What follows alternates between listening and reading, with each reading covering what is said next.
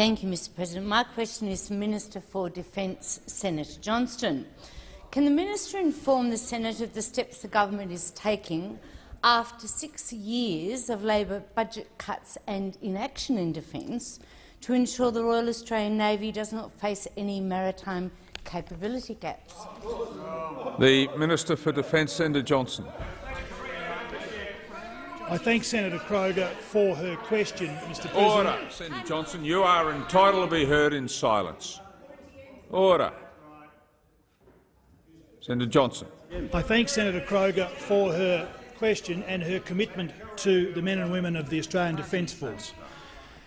As an island nation, one of our highest priorities is maritime security. The Royal Australian Navy does an outstanding and professional job in fulfilling that role, but they must have, should have, and under us will have the right equipment. Under Labor's watch, $16 billion was cut from defence. As a result, 119 projects were delayed, 43 were reduced and 8 were cancelled. This is the mess we inherited, Mr President. We were promised an updated defence capability plan, but this never eventuated.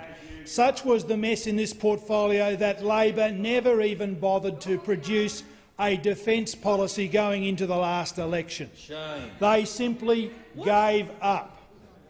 The Abbott government takes defence and security seriously. We've taken the first steps to ensure that Navy is properly equipped. Many of us in this chamber would know that HMAS Success, commissioned in 1986, is old and in urgent need of replacement. Labor did nothing about this. We have taken decisive action. This is an absolute vital capability, providing fuel, aviation fuel, ammunition and stores and provisions to our frigates as and when they move around our vast EEZ. Construction of these vessels is simply beyond Australian industry. We cannot produce 20,000 or 26,000 tonne ships. Senator Johnson, just resume your seat. Those on my left, if you wish to debate this after 3 o'clock, well. When there is silence, we will proceed. On my right, on my left. On my right, on my Senators Birmingham and Wong. Order.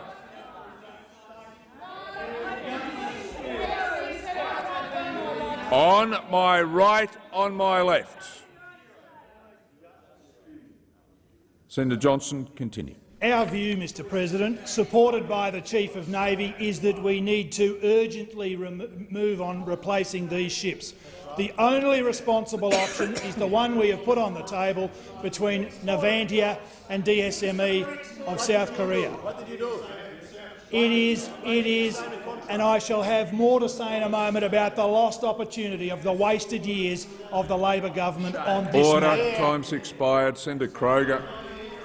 Just wait a minute, Senator Kroger. When there's silence on both sides,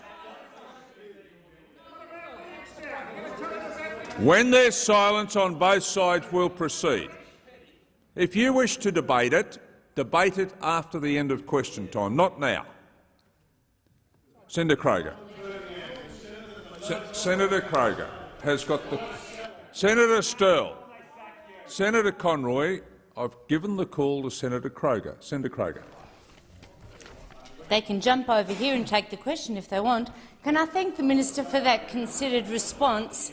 Can the minister advise the Senate what steps the government is taking to support the Australian shipbuilding industry, which after 6 years of Labor budget cuts, project deferrals and project cancellations had shed up to 10% of its workforce?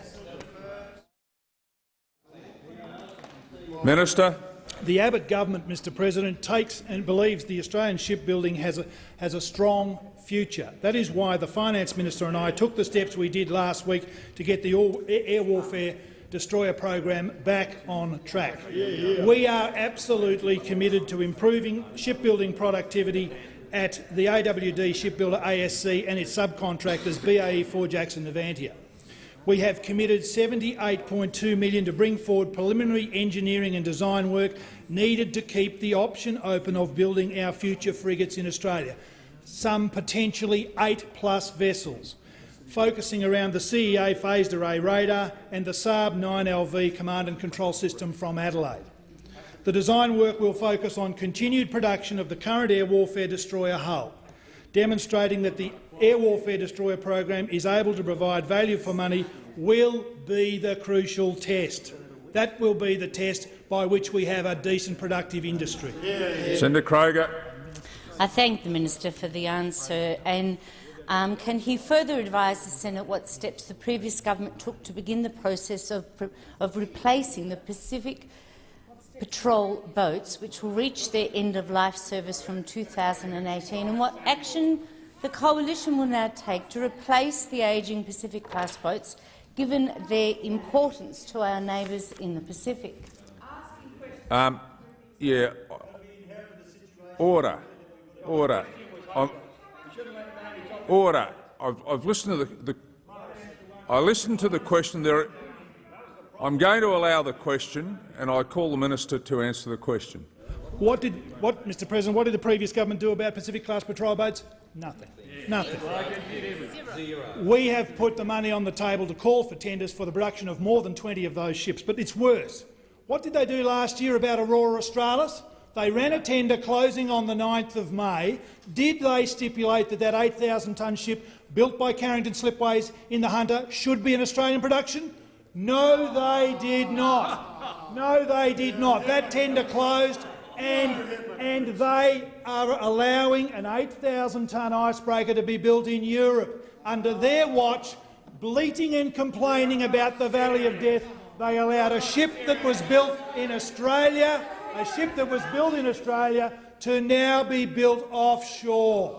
I just wish hypocrisy was worth something, because the Labor Party would turn us into millionaires. Millionaires.